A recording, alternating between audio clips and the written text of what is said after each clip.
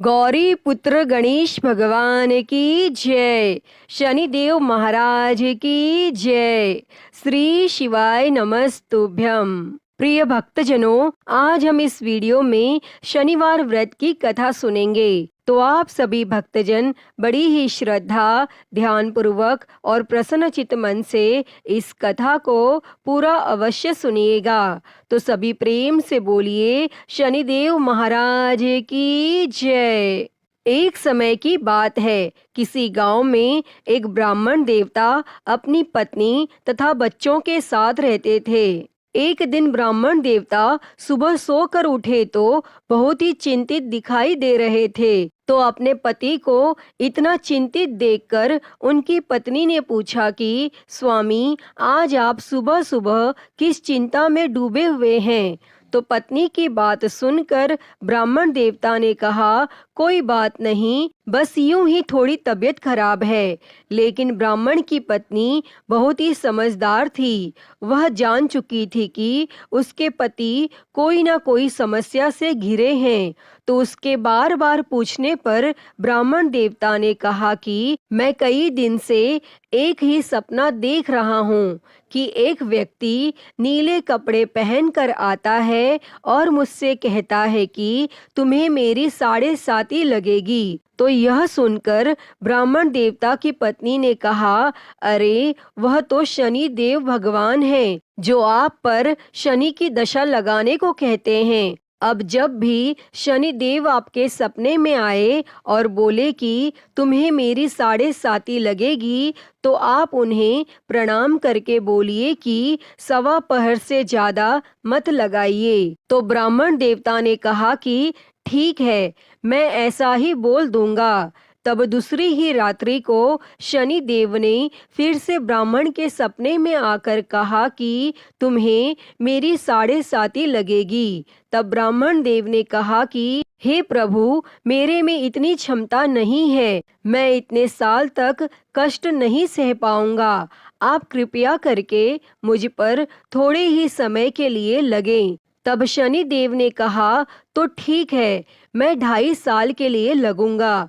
तो ब्राह्मण देव बोला कि नहीं प्रभु, मैं इतना भी सहन नहीं कर पाऊंगा, आप कृपया करके केवल 1.15 तक ही लगें। तो शनि देव ने कहा कि ठीक है, जैसा तुम कह रहे हो, मैं 1.15 तक ही लगूंगा। तब अगले दिन प्रातः काल होते ही ब्राह्मण देव ने अपनी पत्नी को सारी बात बताई और कहा कि मुझे शनि देव की कुदृष्टि लगी है और वह भी 1.15 के लिए, इसलिए मैं जंगल में जा रहा हूँ, वहीं पर पूजा अर्चना करूँगा। तब इतना बोलकर ब्राह्मण देव जंगल में चले गए और जंगल में उन्होंने पूजा की। जब थोड़ा सा समय बचा तो वह सोचने लगे कि इतना समय तो घर जाने में लग जाएगा, तो मुझे अब चलना चाहिए। तो यह सोचकर वह खड़े होकर घर के लिए चल पड़े। तब रास्ते में उन्होंने देखा कि एक खेत में तरबूज की बहुत सारी बेलें लगी हुई हैं और उन बेलों को बहुत ही सुंदर सुंदर तरबूज लगे हुए हैं। तो उन्हें देखकर ब्राह्मण देवता का मन ललचा उठा और वह सोचने लगा कि तरबूज ले चलता हूँ, घर जाकर बच्चों को दे दूंगा, कितने खुश होंगे। तो यह सोचकर ब्राह्मण ने 2 तरबूज तोड़कर, उसके पास एक थैला था, उसके अंदर वह तरबूज रख लिए और खेत के मालिक को देखने लगा कि मालिक दिखाई दे जाता तो उनका मूल्य दे चलता, लेकिन खेत का मालिक तो वहां दिखाई नहीं दिया। तो ब्राह्मण ने उसी बेल के पास में तरबूज का मूल्य रख दिया और अपने घर के लिए रवाना हो गए। और चलते चलते जैसे ही नगर में पहुंचे तो नगर में उन्हें 2 सिपाहियों ने रोक लिया और पूछने लगे कि ब्राह्मण, तुम्हारे थैले में क्या है? तो ब्राह्मण देव ने कहा कि इसमें तो तरबूज है, मैं अपने बच्चों के लिए लेकर आया हूँ। तो सैनिकों को भरोसा नहीं हुआ, तो वह कहने लगे कि खोल कर दिखाओ। तो ब्राह्मण देव ने जैसे ही थैला खोला तब देखा कि उसके अंदर तो नगर के राजा के दोनों बेटों के सिर कटे हुए हैं। तब यह देखते ही सैनिकों ने ब्राह्मण को बंदी बनाया और राजा के पास ले गए और बोले कि महाराज, इस ब्राह्मण ने आपके पुत्रों की हत्या कर दी है और उनके सिर अपने थैले में छुपा रखे हैं। तब यह सुनते ही राजा को बहुत ही गुस्सा आया और दुखी भी हुआ। तब राजा ने आदेश दिया कि इस ब्राह्मण को तुरंत ही फांसी पर चढ़ा दो। तो ब्राह्मण ने राजा से प्रार्थना की कि हे राजन, मेरी अंतिम इच्छा है कि मैं मरने से पहले पूजा पाठ करना चाहता हूँ। तो राजा ने कहा कि तुम्हारे मन में पूजा पाठ कहाँ से आई? तुम्हारा मन पवित्र नहीं हो सकता, क्योंकि अगर तुम पवित्र होते और ब्राह्मण होते तो कभी मेरे पुत्रों की हत्या नहीं करते। तब ब्राह्मण ने कहा कि महाराज, यह तो मेरी अंतिम इच्छा है और मरने वाले की अंतिम इच्छा पूरी की जाती है। तब राजा ने ब्राह्मण की अंतिम इच्छा पूरी करने की अनुमति दे दी और ब्राह्मण देव ने पूजा पाठ किया। तब तक शनि का 1.25 पहर समाप्त हो गया।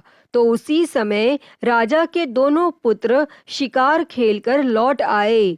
तो यह देखकर राजा हैरान था।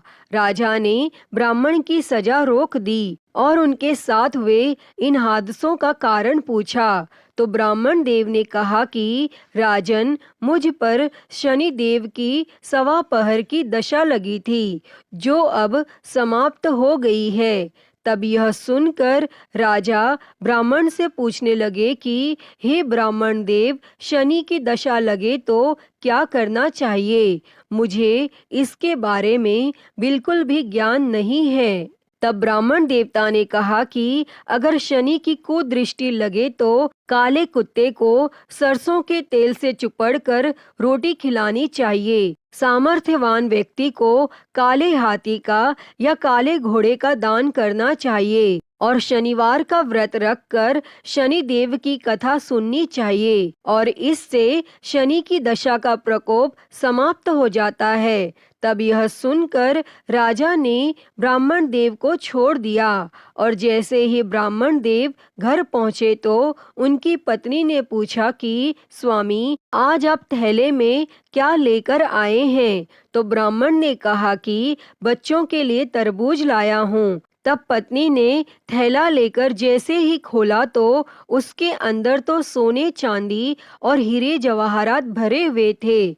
तब यह देखकर पत्नी बहुत ही खुश हुई और अपने पति से कहने लगी कि आपका थैला तो सोने चांदी जवाहरात से भरा है, इन्हें आप कहाँ से लाए हैं? तो यह देखकर ब्राह्मण देव बहुत ही प्रसन्न हुए और शनि देव की महिमा अपनी पत्नी को बताई और बोले कि जब 1.25 पहर की दशा लगी थी तो तरबूज राजा के बेटे के सिर बन गए और जब 1.25 पहर की दशा समाप्त हुई तो वही तरबूज सोना चांदी जवाहरात बन गए। हे शनिदेव, आपकी महिमा तो अत्यंत निराली है। जैसे आपने मुझ पर 1.25 पहर की दशा लगाई वैसे किसी पर ना लगाना और जैसे आपने मेरे जैसे गरीब पर कृपा की वैसे सब पर करना। जो भी श्रद्धा भाव से आपका व्रत रखे और आपकी व्रत कथा सुने, उसकी सारी मनोकामनाएं पूर्ण करके आशीर्वाद देना कि वह कभी भी अपने जीवन में नाना प्रकार के कष्टों का सामना ना करे और अपने कार्य क्षेत्र में हमेशा उसको सफलता मिले। तो सभी प्रेम से बोलिए शनिदेव महाराज की जय। प्रिय भक्तजनों, आइए अब शनिदेव महाराज की अगली कहानी को सुनते हैं। एक बार एक राजा था। उसने अपने राज्य में घोषणा कर रखी थी कि दूर दूर से जो भी सौदागर बाजार में माल बेचने आए, अगर उनका माल नहीं बिकेगा तो राजा उसे स्वयं खरीद लेगा। और यह घोषणा सुनकर सौदागर प्रसन्न हो गए और जब भी किसी सौदागर का माल नहीं बिकता तो राजा के आदमी उसे उचित मूल्य देकर सारा सामान खरीद लेते थे। तब एक दिन एक लोहार लोहे की शनि देव की मूर्ति बनाकर लाया, परंतु शनि देव की मूर्ति का कोई भी खरीदार नहीं आया। और शाम के समय राजा के कर्मचारी आए और वह मूर्ति को राजा के पास लेकर गए। तब राजा ने उस मूर्ति को आदर के साथ महल में रखवा लिया। तब शनि देव के घर में आने से सभी देवी देवता राजा से नाराज हो गए। तब रात के अंधेरे में राजा ने एक तेजस्वी स्त्री को अपने घर से जाते देखा। तो राजा ने उससे पूछा, आप कौन हैं? तब वह बोली, मैं लक्ष्मी हूँ, तुम्हारे महलों में शनि का वास है, मैं यहाँ नहीं रह सकती। तब राजा ने उस स्त्री को नहीं रोका और कुछ समय बाद राजा ने एक देव पुरुष को घर से जाते देखा और उससे पूछा, आप कौन हैं? तो वह देव पुरुष बोला, मैं वैभव हूँ, मैं सदा लक्ष्मी के साथ रहता हूँ, जब लक्ष्मी ही नहीं तो मैं यहाँ कैसे रह सकता हूँ। और राजा ने उसे भी नहीं रोका और वह भी चला गया। और इसी प्रकार धीरे धीरे धर्म, धैर्य, क्षमा आदि सभी गुण एक एक करके चले गए और राजा ने किसी को भी रुकने के लिए नहीं कहा। लेकिन अंत में जब सत्य जाने लगा तब राजा के पूछने पर उसने कहा, जहाँ लक्ष्मी, वैभव, धर्म, धैर्य और क्षमा का वास नहीं तो मैं यहाँ क्या करूँगा।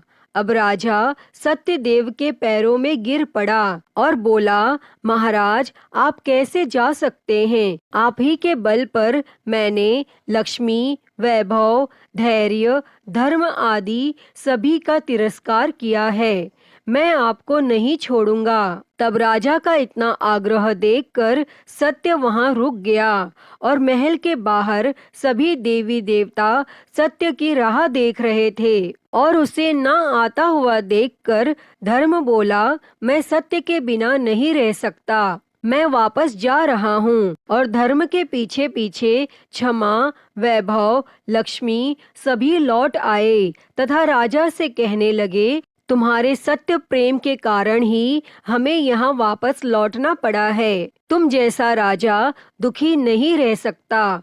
सत्य प्रेम के कारण लक्ष्मी तथा शनि एक साथ रहने लगे। तो बोलिए, सत्य भगवान की जय। हे प्रभु, जैसे आपने राजा पर कृपा की वैसे ही सब पर करना। कहानी अधूरी हो तो पूरी करना, पूरी हो तो मान करना। तो सभी प्रेम से बोलिए, शनिदेव महाराज की जय। प्रिय भक्तजनों, आइए अब शनिवार व्रत की अगली कथा को सुनते हैं।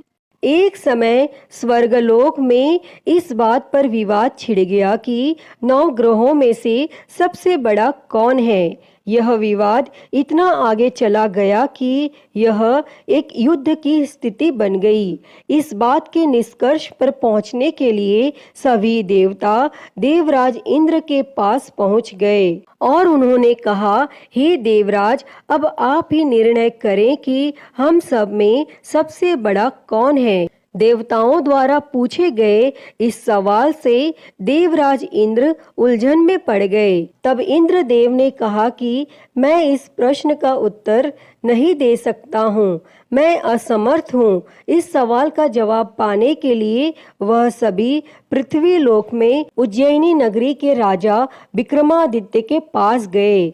तब राजा विक्रमादित्य के महल पहुंचकर सभी देवताओं ने प्रश्न किया। इस पर राजा विक्रमादित्य भी असमंजस में पड़ गए। वो सोच रहे थे कि सभी के पास अपनी अपनी शक्तियां हैं जिसके चलते वो महान हैं। अगर किसी को छोटा या बड़ा कहा गया तो उन्हें क्रोध के कारण काफी हानि हो सकती है। इसी बीच राजा को एक तरीका सूझा। उन्होंने 9 तरह की धातु बनवाई जिसमें स्वर्ण, रजत, कांसा, ताम्र, सीसा, रांगा, जस्ता, अभ्रक वह लोहे शामिल थे। तब राजा ने सभी धातुओं को एक एक आसन के पीछे रख दिया और इसके बाद उन्होंने सभी देवताओं को सिंहासन पर बैठने के लिए कहा। तब धातुओं के गुणों के अनुसार सभी आसनों को एक दूसरे के पीछे रखवा कर उन्होंने देवताओं को अपने अपने सिंहासन पर बैठने को कहा। और जब सभी देवताओं ने अपना अपना आसन ग्रहण कर लिया, तब राजा विक्रमादित्य ने कहा, इस बात का निर्णय हो चुका है, जो सबसे पहले सिंहासन पर बैठा है वही बड़ा है। यह देखकर शनि देवता बहुत नाराज हुए। उन्होंने कहा, राजा विक्रमादित्य, यह मेरा अपमान है। तुमने मुझे सबसे पीछे बिठाया है।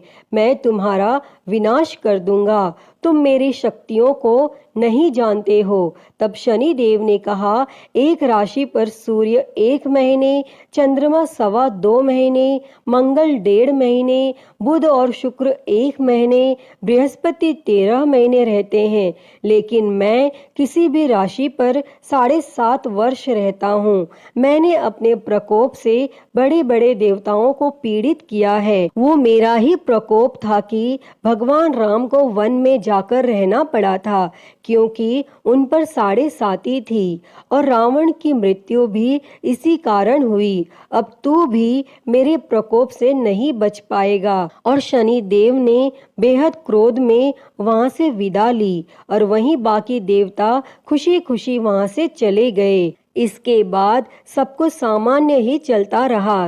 राजा विक्रमादित्य पहले की ही तरह न्याय करते रहे। दिन ऐसे ही बीतते रहे, लेकिन शनि देव अपना अपमान नहीं भूले। एक दिन शनि देव बदला लेने के लिए घोड़े के व्यापारी के रूप में राज्य पहुंचे। जब राजा विक्रमादित्य को इस बात का पता चला तो उन्होंने अपने अश्वपाल को कुछ घोड़े खरीदने के लिए भेजा। जब अश्वपाल लौट आया और राजा को बताया कि घोड़े बेहद कीमती हैं, तब राजा ने खुद जाकर एक सुंदर और शक्तिशाली घोड़ा पसंद किया और उसकी चाल देखने के लिए घोड़े पर सवार हो गए। जैसे ही राजा विक्रमादित्य घोड़े पर बैठे, वैसे ही घोड़ा बिजली की रफ्तार में दौड़ पड़ा।